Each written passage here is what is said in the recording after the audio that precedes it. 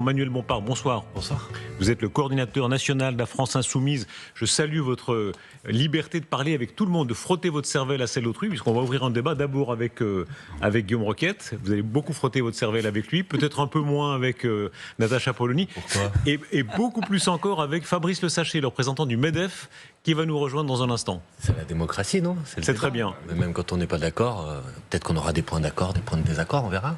Un mot sur ce qui s'est passé évidemment aujourd'hui, c'est cette courte majorité de non-censure à 18 mois près, mais enfin 18 mois, ça suffit à faire une décision.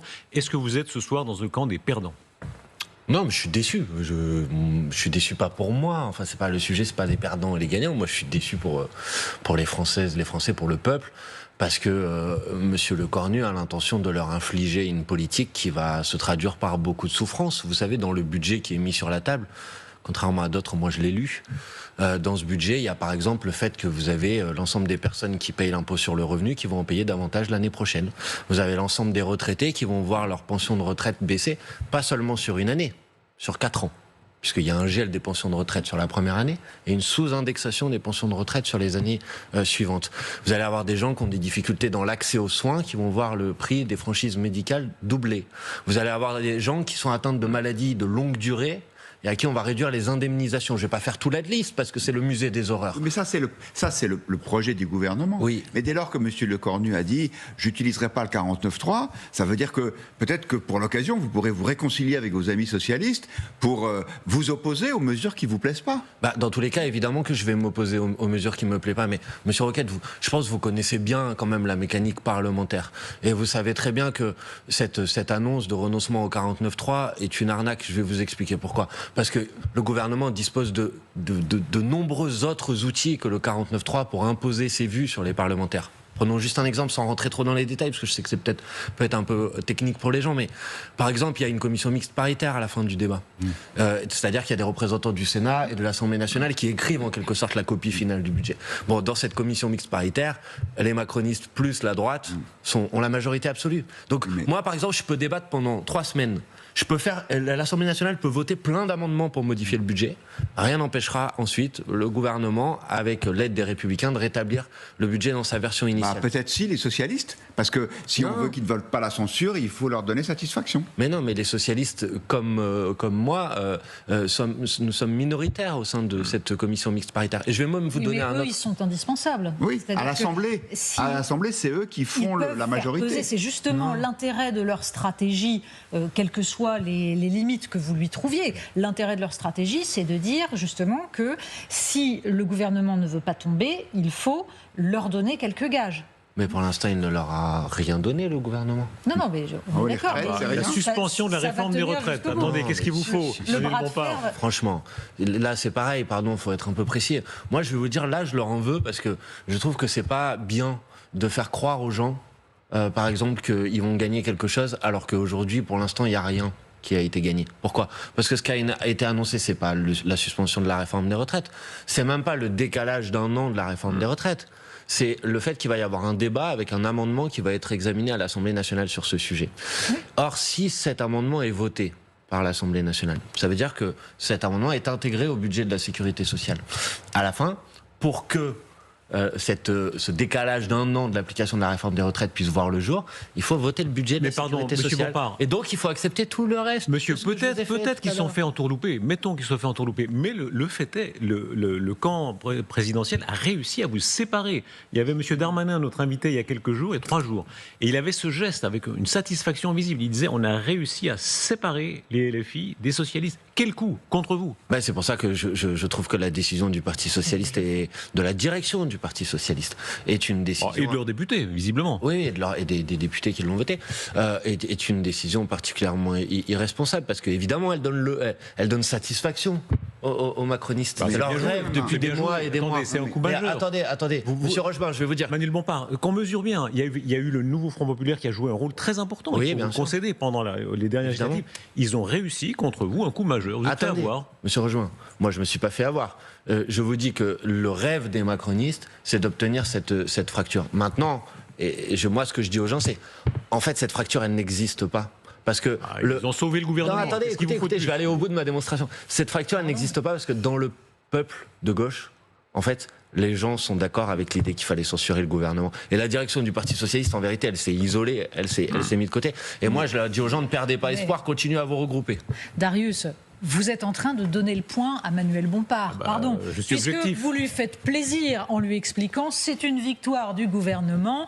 Donc en gros, les socialistes se sont fait avoir et donc la France Insoumise avait bien raison de dire que c'est extraordinaire. Ça n'arrive pas jeu souvent à deux. que M. Rogemont. Voilà, vous voyez, vous lui faites plaisir. Donc on peut le prendre différemment. Non, On peut aussi analyser le fait que le NFP, qui était une excellente alliance électorale. D'ailleurs, ça a été lancé le soir de la dissolution par François Ruffin. C'est lui qui a inventé l'idée d'un front populaire. C'est pas une réécriture. Et à partir, non, c'est vrai. Vous pouvez regarder. C'est pas très important. Mais derrière, donc c'est une réussite. Mais le lendemain des législatives, c'était déjà en train de se fracturer parce que justement c'était une alliance électorale dans laquelle il y avait un poids de la France insoumise que vous avez utilisé pour essayer de peser, ce qui est parfaitement légitime, mais votre but à vous, c'est d'obtenir une accélération du calendrier électoral pour permettre une présidentielle dans un temps qui ne permettra pas un débat suffisant.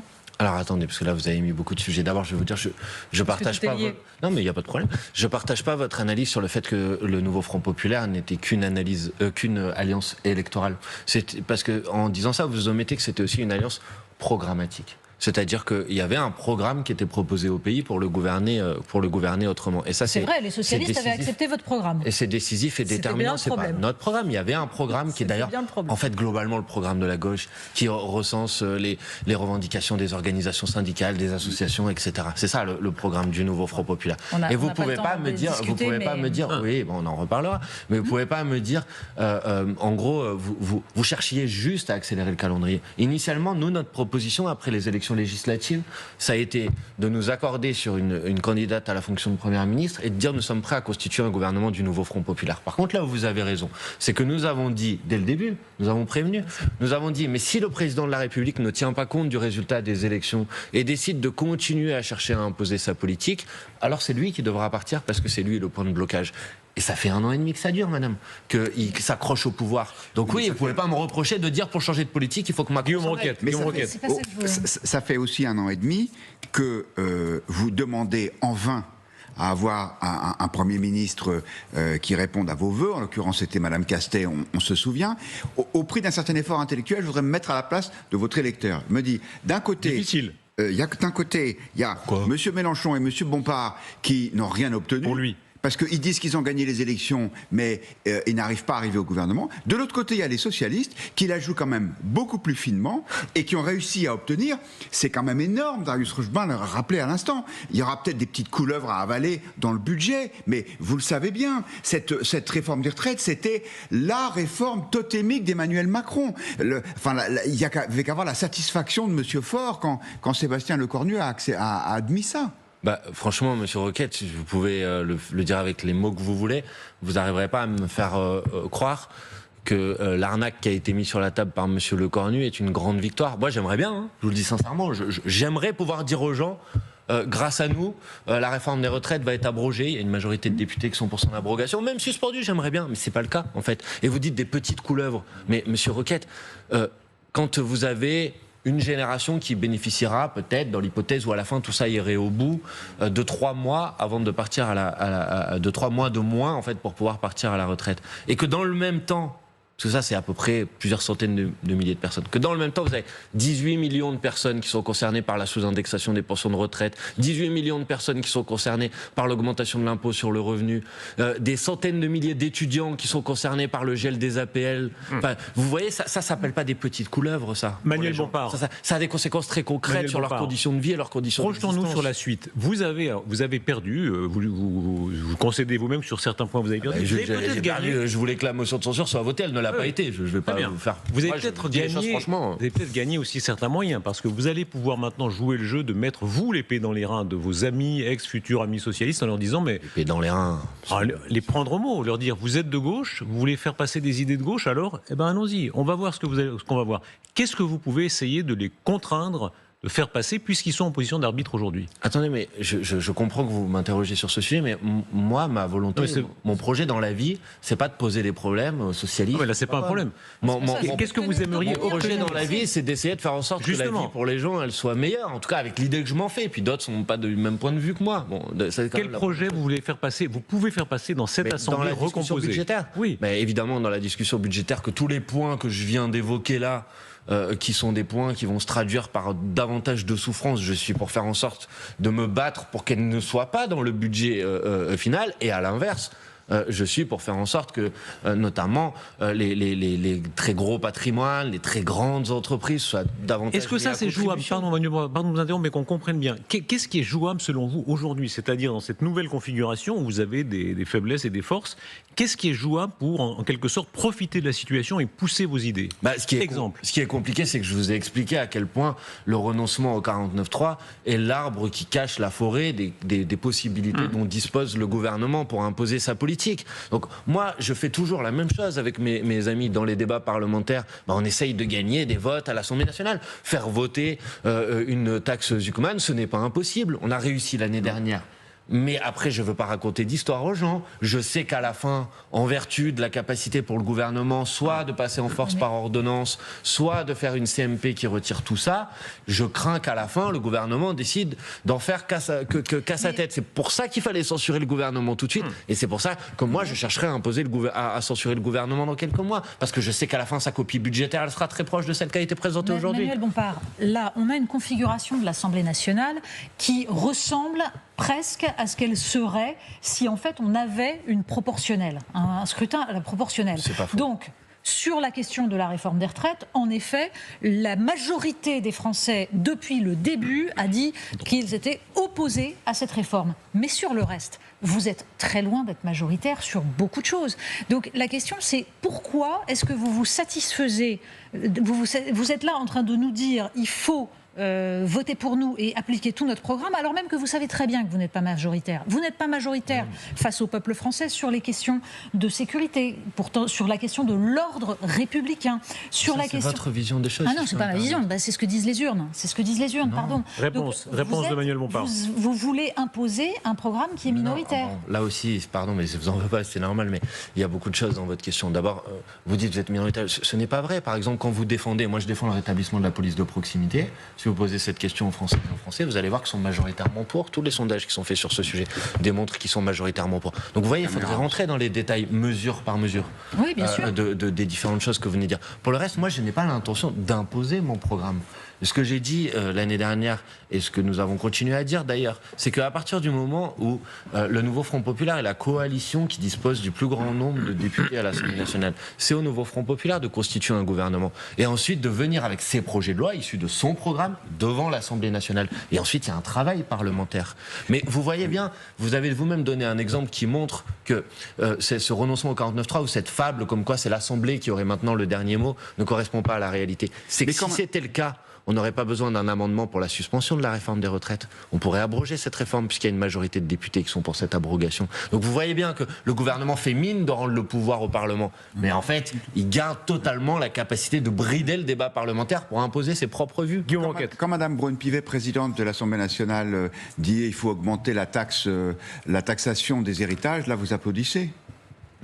Mais quelle taxation, sous quelle forme si vous me parlez des très gros héritages, ah oui, évidemment. Elle a été catégorique. Il faut les mettre davantage à contribution. Elle a dit le truc qui tombe du ciel. Le truc qui tombe du ciel en parlant des héritages. Distinguer, parce que vous savez, ce débat sur l'héritage, c'est un débat qui est souvent très piégé. C'est que si vous ne parlez pas de qui vous parlez, il y a des gens qui pensent que c'est à eux parce qu'après avoir travaillé toute leur vie, ils ont acheté une petite maison, un petit appartement. C'est pas de ces gens-là dont on est en train de parler. Alors, on parle des gens qui transmettent des patrimoines qui sont de plusieurs millions d'euros, de plusieurs milliards d'euros. Monsieur le député, ça nous amène au débat qu'on élargit encore maintenant avec vous, Fabrice Le Sachet. Bonsoir. Bonsoir. Vous êtes le vice-président du MEDEF. Pour poser les termes du débat, c'est-à-dire quels nouveaux impôts souhaitables ou au contraire non souhaitables vont arriver. Regardez ce chiffre, c'est là les prélèvements obligatoires dans ce budget, la proportion par rapport au PIB, et elle est évidemment très spectaculaire. Ce sont des records. La nouvelle version du budget, c'est un peu en dessous, mais on était en France à 45,6. C'est un championnat en Europe. Ils sont les plus hauts. Hein. La France est la plus haute. Allemagne, 40 et quelques. le moyenne Union européenne 40, Espagne, qui pourtant a un gouvernement socialiste, à 37. Partons de là. Hein. Pour vous, qu'est-ce qui est en train de se passer ? Là, c'est l'effet JO pour la France. On est vraiment sur le podium à des niveaux records. Non, nous, on ne comprend pas en fait ce qui est en train de se passer. Pourquoi ? Parce qu'on a une situation économique qui est extrêmement dégradée, qui est très sérieuse. On est à des niveaux de défaillance records. Au mois de septembre, c'est plus de 6600 ou 800 entreprises qui sont en faillite, en dépôt de bilan. Sur un an, on est à plus de 60 000. On n'a pas connu ça depuis la crise de 2008, avec des situations humaines catastrophiques, avec des territoires qui sont touchés, avec des PME très importantes qui aujourd'hui sont touchées, dans un contexte international de concurrence qui est acharné. On le voit avec les États-Unis, avec la Chine. Et donc, on ne comprend pas que dans ce moment précis, on nous rajoute 15, 16, 17 milliards d'euros d'imposition de plus, après avoir pris dans les dents, déjà, 13 milliards l'année passée. Soyons très concrets. On nous a dit que c'était que pour une année, je vous le rappelle, que c'était temporaire, mais ce qui est temporaire en matière fiscale, en France, c'est permanent, on le sait. Pour vous, cette nouvelle majorité de non-censure, telle qu'elle est en train de s'organiser, est-ce qu'elle est de ce point de vue-là dangereuse, y compris avec M. Bompard ici présent ? En tout cas, elle ne fait pas du bien à l'économie, elle ne fait pas du bien aux entreprises. Donc c'est une stabilité sur l'autel de la politique. On sacrifie l'urgence économique et l'urgence des finances publiques aussi. Parce qu'à un moment donné, l'aggravation des déficits, l'aggravation de la situation, je vous rappelle qu'on va devoir lever 310 milliards d'euros sur les marchés en 2026, c'est beaucoup d'argent et il faut rembourser après ça. Et comme on n'a pas l'argent pour rembourser, eh ben on se retourne vers qui ? Vers les entreprises. Et on atrophie leur capacité de générer de la recette fiscale. Donc on s'enfonce dans la crise. Manuel Bompard. D'abord, bonjour monsieur. Bonsoir. Et merci d'avoir accepté ce débat. Ça vous étonnera pas, je suis évidemment pas d'accord avec votre diagnostic. Et j'aimerais vous convaincre. Voilà, après, j'imagine qu'on arrive peut-être pas à se convaincre. Moi aussi, j'ai le même objectif. Vous savez, je pense que ce budget-là, s'il devait voir le jour, il se traduirait pour l'économie française par un désastre. Le budget qui a été mis en place l'année dernière, proposé par M. Barnier, finalement mis en place par M. Bayrou, il a divisé la croissance du pays par 2. Pour une raison très simple, c'est que dans le contexte dont vous venez de parler, si votre politique économique est une politique de coupe massive dans la dépense publique, de coupe massive dans les investissements publics, à la fin, y compris les acteurs économiques, y compris les entreprises, se retrouvent dans une situation qui est une situation d'atrophie, de récession économique. Et donc, à la fin, vous avez moins de recettes fiscales. Et donc, à la fin, le problème dont vous êtes en train de parler, contrairement à ce qu'on croit, vous l'aggravez par cette politique, plutôt mais la dépense de lui apporter des bien le problème. Des la dépense publique augmente. Non, elle n'a pas augmenté. Non, elle augmente. Non, pardonnez-moi, excusez-moi, mais juste pour être factuel, là, c'est plus un point de vue. Depuis 2017, depuis qu'Emmanuel Macron est arrivé au pouvoir, si vous prenez la proportion de la dépense publique par rapport à la richesse produite chaque année, c'est-à-dire le PIB, elle est restée stable, elle a même un tout petit peu baissé. Par contre, elle augmente en valeur absolue chaque année. Non, mais d'accord, mais vous ne pouvez pas prendre je vous dis, c'est votre. Pardon, mais en valeur absolue, excusez-moi, en valeur absolue, ça n'a pas de sens en vérité. Bah si. Mais heureusement qu'elle augmente, puisque le coût de la vie augmente, les prix augmentent, l'inflation augmente, donc évidemment que les salaires augmentent un petit peu. En valeur absolue. Donc, pardon, mais c'est pas la valeur absolue qui compte, excusez-moi, on va faire un débat trop technique. Mais non, évidemment, c'est la proportion dans la richesse produite chaque année de dépenses publiques qui compte. Et elle a stagné. Ce qui est responsable du déficit que connaît le pays aujourd'hui, c'est que les recettes en proportion du PIB ont largement baissé. Et notamment, elles l'ont largement baissé, excusez-moi de vous le dire, monsieur, parce que des grandes entreprises, moi je parle pas de tous les acteurs de l'entreprise, mais des grandes entreprises ont très largement profité. Quand vous avez plus de 200 milliards d'euros par an d'aide publique aux entreprises, quand on a baissé l'IS, le rendement a augmenté. Quand on a créé la flat tax, le prélèvement forfaitaire unique, le rendement sur toutes les années qui ont suivi a augmenté. Baisser les impôts augmente les rendements fiscaux. Et d'ailleurs, ça fonctionne dans d'autres pays. Mais si, il y a des fact-checkers tout le temps, ils pourront vérifier ce que je dis. Ils fact-checkeront. Le PFU, toutes les années qui ont suivi, les rendements ont augmenté. L'IS, l'année où ça a été baissé, l'année suivante, ça a doublé, c'est passé 30 milliards à 60 milliards. Donc baisser la fiscalité. De toute façon, dans votre raisonnement, on a une dépense publique record en France. On fait quoi ? On continue dans cette direction ? C'est ça votre position ? Mais non, mais en fait, ça dépend de quoi vous parlez. Il y a 211 milliards d'euros d'aides qui sont versées chaque année aux entreprises. Je vous pose une question, vous parlez des aides aux entreprises. Mais c'est une dépense publique, monsieur. Vous voulez la réduire celle-là ou pas ? Les aides aux entreprises que vous évoquez, il y a les aides pour l'emploi. Non mais d'accord, mais c'est un manque à gagner pour le. Vous voyez, c'est juste pour vous montrer que ce débat sur baisser la dépense, en fait, il ne veut rien dire parce que vous, j'imagine que quand vous demandez ça, vous demandez pas qu'on baisse les 211 milliards d'aides aux entreprises. L'aide à l'emploi, non, bien sûr, c'est le coût du travail. Donc c'est bien de la dépense publique, vous en êtes d'accord ? Donc oui, vous mais voyez ça génère des rentrées. Il tient pas la route. Moi, par exemple, je souhaite qu'on ait davantage d'investissements dans la transition écologique. Parce qu'il y a quelque chose qui me gêne dans le débat qu'on a, mais pas qu'avec vous de manière générale, c'est qu'on parle d'un débat sur les entreprises et on en vient à parler de fiscalité. Et peut-être que Mme Polony, parce que je connais un peu vos positions sur ce sujet, sur ce point, peut-être que vous serez d'accord avec moi. À aucun moment on parle des conditions de la production. À aucun moment, monsieur, on parle des conditions de la production, de à quoi ça sert. Pourquoi les pays qui ont moins de dépenses publiques ont plus de croissance? Pourquoi les pays qui ont moins de dépenses publiques ont plus de croissance? Pourquoi les pays qui ont moins de dépenses publiques ont aussi plus de croissance? Mais ce n'est pas vrai ce que vous dites. Si. Alors, Guillaume Roquette, on veut juste en revenir aux chiffres. Guillaume Roquette. Et pour être d'accord avec les chiffres, on va reprendre ceux d'LCI qui sont forcément vrais. Il y a toujours. quelques instants, on a vu le niveau de prélèvement obligatoire par pays. On a vu que la France était en tête. Celui qui est très en dessous, c'est l'Espagne. L'Espagne, sauf erreur de ma part, a fait 3,5% de croissance l'année dernière. C'est le pays d'Europe qui, depuis la fin de la crise du Covid, connaît la plus forte croissance. Pourquoi ? Parce que l'État ne pique pas tout. Et donc, forcément, les entrepreneurs, ils ont envie de bosser. Ils ont envie de se développer. Et donc, le résultat, on le voit. Et pardon, mais vous disiez, il n'y a pas eu de croissance l'année dernière et cette année, monsieur Bompard. Mais c'est normal. C'est le Haut Conseil des finances publiques qui le dit. Le dernier budget, c'était uniquement des hausses d'impôts. Il y a eu zéro économie, en vrai. Bon, d'abord, je vais vous dire, pardon, mais vos comparaisons, vous savez, on peut prendre plein d'autres pays. Moi, je peux vous prendre l'Autriche et la Finlande, qui ont des taux de prélèvement qui sont à peu près au même niveau que le taux de la France et qui s'en sortent mieux. Et puis, d'autres pays dans lesquels les taux de prélèvement sont plus faibles et pourtant, ils sont moins riches. Si vous voulez que la France ait la même richesse que le Portugal, la Slovaquie, la Bulgarie, pour vous prendre des exemples très concrets. Sur la hausse d'impôts, je ne crois pas que c'est ce que vous proposez. Sur la hausse d'impôts, c'est vrai que pas des comparaisons. On pose la question Manuel Bompard à tous. C'est vrai que beaucoup de ceux qui nous entendent se diront, c'est martien de se dire à un moment où il faut réduire les dépenses. On comprend bien qu'on était parti à 44 milliards. C'est votre point de vue. Il se trompe, le Premier ministre, quand il dit ça ? Mais c'est faux. On ne doit pas réduire les dépenses. Le problème aujourd'hui, le déficit dont on est en train de parler, supérieur à 5%. Je suis désolé, je vais répéter quelque chose, mais parce que ça correspond à une réalité chiffrée. Ce déficit, il a été créé par la baisse des recettes, pas par l'augmentation des dépenses. Faux. Mais non, ce n'est pas faux. Enfin, là, pardonnez-moi, mais non, ce n'est pas faux. Monsieur, ce que je vous propose là, vraiment, c'est de regarder l'évolution de la dépense publique par rapport à 2017 en proportion du PIB et l'évolution des recettes par rapport à 2017 en proportion du PIB. Et l'écart qui a généré ce déficit de 5,4%, c'est le fait que les recettes aient baissé. Donc si vous voulez réduire cette situation, vous devez rétablir ces recettes qui ont été supprimées. Et ces recettes, monsieur, la fiscalité sur les entreprises. Madame de Polony voulait parler. Alors, Natacha Polony. Oui, il faut s'intéresser aux conditions de la production, et donc il faut s'intéresser à ce dont ont besoin les producteurs, c'est-à-dire ceux qui produisent sur le sol français. Et si je vous cite un chiffre, c'est curieux qu'aucun de vous deux ne s'intéresse à cette question-là. C'est moi qui viens d'en parler. Vous avez actuellement, en Allemagne, 80% de la commande publique qui va vers des entreprises allemandes.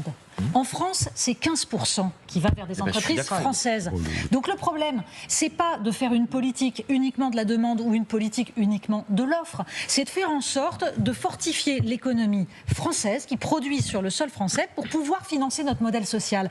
Donc si vous taxez les entreprises et que à côté de ça, vous augmentez le coût du travail dans un univers ouvert où vous ne vous souciez pas de renforcer les entreprises, vous enrichissez Michel-Édouard Leclerc et la Chine. C'est ça le résultat.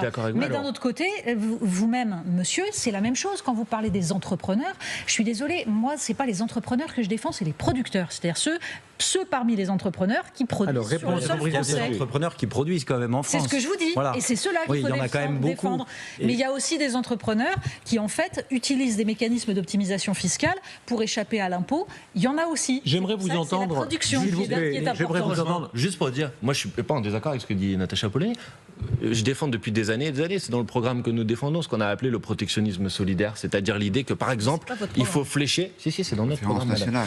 Par exemple, qu'il faut flécher, par exemple, donnons un exemple, les marchés publics, faire en sorte de favoriser les entreprises qui sont basées en France. Donc moi, je suis d'accord avec ça, mais c'est pas contradictoire avec la politique de la demande, ça va avec. Manuel Bompard et Fabrice Messager, j'aimerais vous entendre sur cette sortie de la présidente, vous y faisiez allusion, de l'Assemblée nationale, Yaël Braun-Pivet, sur l'impôt sur les successions, qui provoque énormément de réactions. C'est un déluge sur les réseaux sociaux, d'applaudissements, beaucoup de critiques aussi, quand elle dit les héritages en rebond qui passent génération en génération, vous savez, le truc qui tombe du ciel, il y a un moment où ça suffit. Il faut taxer davantage les héritages. Et on ajoute un chiffre, alors évidemment ce sont pour les plus hauts héritages qui sont concernés, la taxation peut aller jusqu'à 45% en France. C'est beaucoup plus haut que dans tant d'autres pays. L'un et l'autre, comment est-ce que vous lisez comme exemple des impôts qui peuvent augmenter cette déclaration. Fabrice Le Sachet. La lecture, elle est très simple. C'est qu'aujourd'hui, on a un État qui ne s'est pas réformé. On a une dépense publique qui est très largement inefficiente.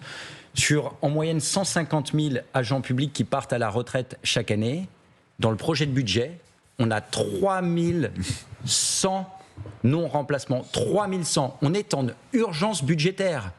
On a des agences de notation, on a des rapports de la Cour des comptes, on a la Banque de France, on a nos voisins européens, parce qu'on est bien sympathique à parler des dépenses publiques, mais je vous rappelle qu'on est dans la zone euro, avec des voisins.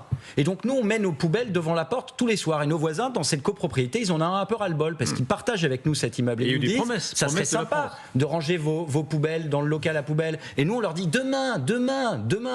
Sauf qu'on aggrave la situation à chaque fois. Et donc aujourd'hui, on perd notre crédibilité. On perd de l'influence en Europe parce qu'on n'est pas capable de faire ce qu'on dit. On a des critères communs, les critères de Maastricht. On ne les respecte jamais. Et pour essayer de tricher, on dit on va mettre la décarbonation hors de ça, on va mettre la défense hors de ça.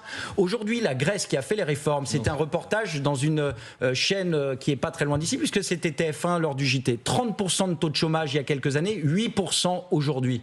Donc les réformes, ça fonctionne. Le Portugal est en train de baisser la fiscalité, de faire des chèques à ses concitoyens. En Suisse, on fait aussi des chèques aux contribuables et on le remercie de contribuer à la solidarité nationale. Manuel Bompard. Alors après, je vais parler de l'héritage, mais franchement, après c'est votre point de vue, il n'y a pas de problème, mais c'est quand même incroyable. Heureusement. Parce que la politique que vous défendez là, qui s'appelle la politique de l'offre, c'est celle qui est à l'œuvre depuis qu'Emmanuel Macron est arrivé au pouvoir, et même d'ailleurs dans un certain nombre de quinquennats précédents, mais beaucoup moins que chez nos voisins européens. De 12% beaucoup moins que chez à nos 7%, voisins européens. pas mal. On ne va pas rentrer, si vous voulez, dans le bilan d'Emmanuel Macron, mais ce qui est quand même incroyable, c'est qu'il y a une politique que vous demandez depuis des années et des années. Un prédécesseur président du MEDEF, sous François Hollande, vous vous en rappelez ? 1 million d'emplois, on en a créé 2 millions. C'est pas, franchement, Mais 2 millions nets. c'est incroyable.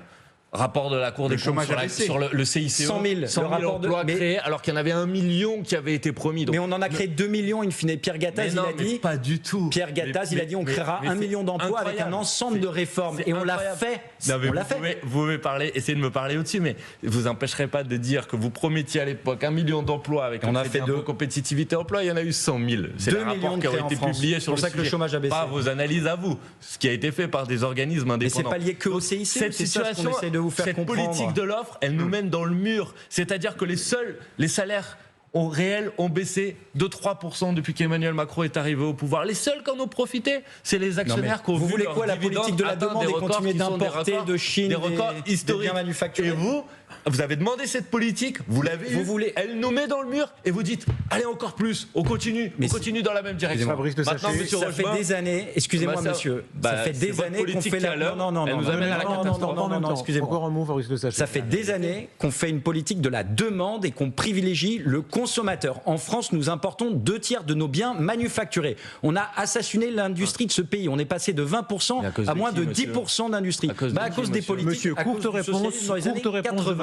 Et la politique de l'offre, je sais que ça vous déplaît, mais la politique de l'offre, nous avons créé 2 millions d'emplois. Vous pouvez dire le CICE, c'est que 100 000, peut-être, mais Pierre Gattaz avait dit que c'était un ensemble de réformes. La réforme du marché du travail et de la fiscalité. Et on a réussi. Courte réponse, s'il vous plaît, de Manuel Bompard. On n'aura pas le temps de reprendre le débat, mais c'est bien, vous reconnaissez que le CICE, c'est seulement 100 000 emplois. Selon l'analyse de ce je suis content que vous le fassiez. Mais 2 millions pour le reste, je suis sur la question que vous nous avez posée initialement, parce que je crois que c'était une question sur les héritages. Je crois avoir répondu tout à l'heure sur le fait que, évidemment, aujourd'hui, un des problèmes, c'est que la transmission est un vecteur de propagation, le premier vecteur de propagation des inégalités en France. Donc, évidemment, je ne suis pas en train de parler, encore une fois, je le précise, parce que je sais comment ce débat peut être miné, d'une personne qui a accumulé un peu de richesse, un petit bien, etc. C'est pas de ça dont on est en train de parler. D'ailleurs, globalement, ces gens-là, ils sont parfois exonérés de droits de succession aujourd'hui. Personne ne propose de remettre ça en cause. Ce dont on est en train de parler, c'est les très gros héritages. Et oui, évidemment, les très gros héritages, ils ne sont pas suffisamment taxés en France et il faut les taxer davantage. Merci, attendez. Partager la richesse. Merci à l'un et à l'autre. Merci Natacha et merci Guillaume. Merci monsieur le député, merci monsieur le vice-président.